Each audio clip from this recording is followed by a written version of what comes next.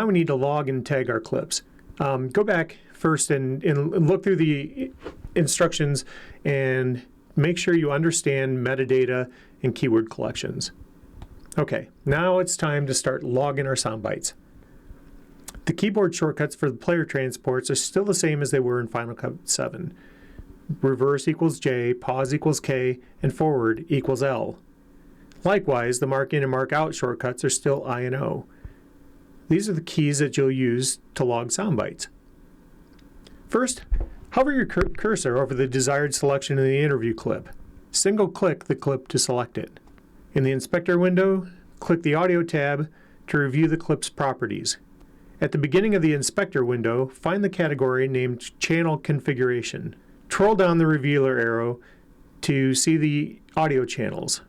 If the audio has been recorded correctly, there should only be one channel. If there are two channels, you'll need to deselect Channel 2.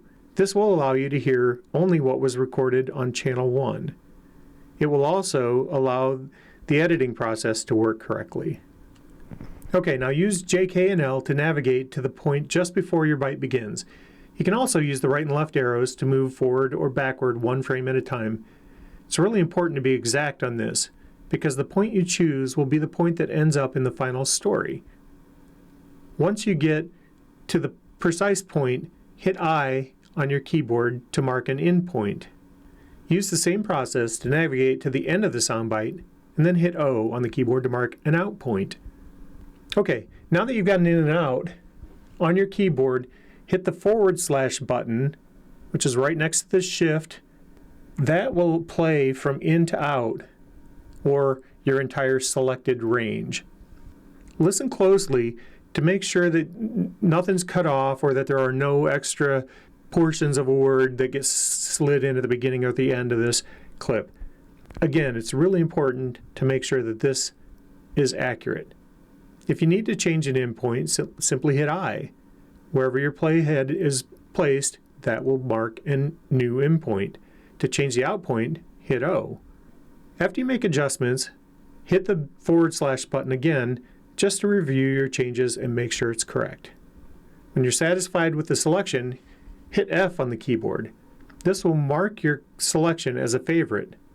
That's going to be helpful later because when we go and start adding keyword collections, you're going to have to go back, especially if you have multiple sound bites from the same person.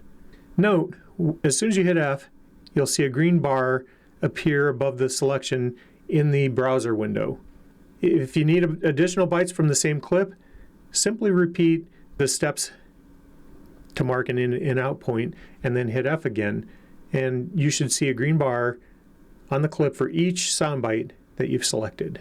Okay, now if you've chosen multiple bites, you can command click each one to select them all.